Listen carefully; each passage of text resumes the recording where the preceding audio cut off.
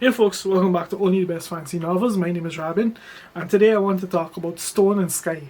I think this is the 9th or 10th installment in the Rivers of London series by Ben Aaronovitch. And for me, this was an entertaining return to form for the series. Like the last few books, like maybe the last 3 or 4 books, I read, I liked, but they didn't really entertain me the way the first 5 or 6 did. And this book recaptured some of that enjoyment I got from early on in the series. So I'm really excited to see how things go from here. But what is this book even about?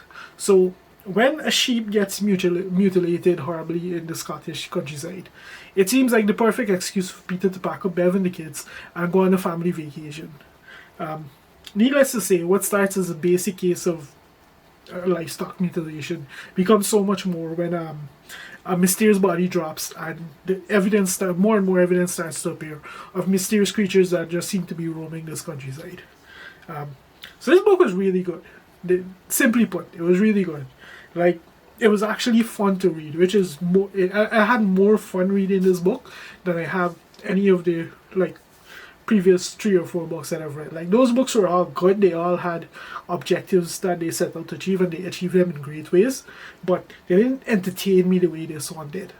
And I'll get into why that is. First and foremost, like the number one reason that this book was so entertaining for me is that this book is actually split almost equally between.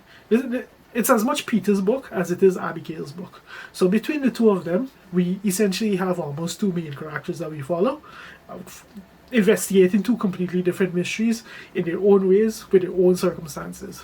Like in Peter's case, we follow the cattle mutilation story, the sheep mutilation story, with the help of the local police, and he's pretty much off on his own doing his own thing.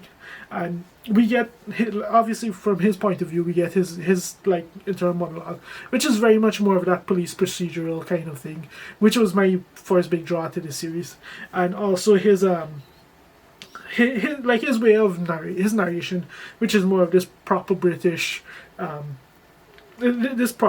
style with just a splash of like this Jamaican / African kind of dialogue that gets thrown in now and then. Like, a lot of the things in here, I think Peter's family is essentially from Sierra Leone, so it's more African inspired.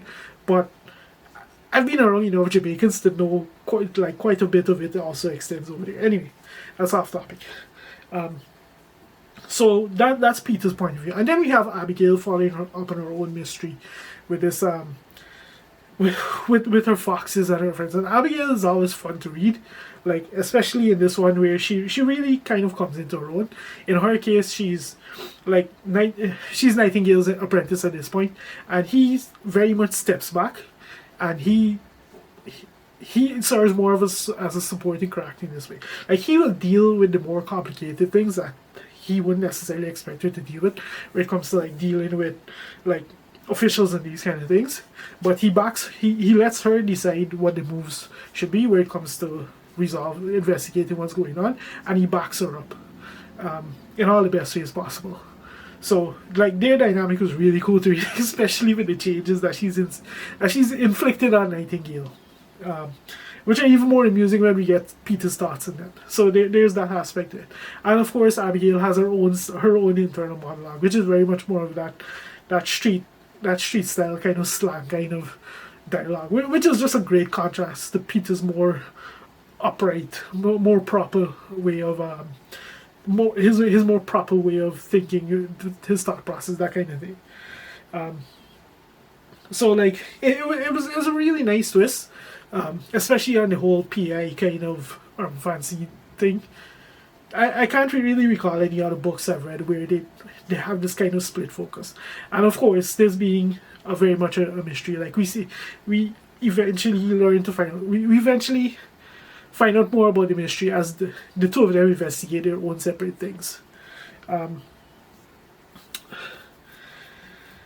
But yeah, like as for the story itself, it's very much like every other book to date. Like, this is the 10th or 11th in the series. It's not going to be anything new. That it's a slow burn mystery. Quite a bit of it is obfuscated, even as it's tackled from these 2 directions. and it doesn't seem to make sense even until we get deeper into the book and we start to see the outline of what's going on. Like some of the reveals towards the end it's pretty easy to guess them relatively early compared to where they appear, but even so, it was pretty twisted to see them play out, because this book touches on some very serious stuff. Like this book doesn't pull punches at all in terms of like the content that it decides to dive into. So there's that. But what else can I really say about this book? Like, it's very much a very solid installment in the series, but I think the main draw for me, after we have the whole POV, like the whole scenario with the POVs and all that, is that this is a book where we finally start to see Ben Aaronovitch start to build towards something. Like for me, these UF books, they really, like especially late in the series, they really only work well when there's like a grander arc being built towards. And in this book, we start to see, finally, after so many books of effectively standalones, after the last big arc closed off, we finally start to see that there's something more going on in the background here. And what Peter kind of touched on in this book is the start of something new, and that has me very excited to see where the series goes from here. So, like, be warned, this is very obviously not the last in the series. Things are starting to escalate from here,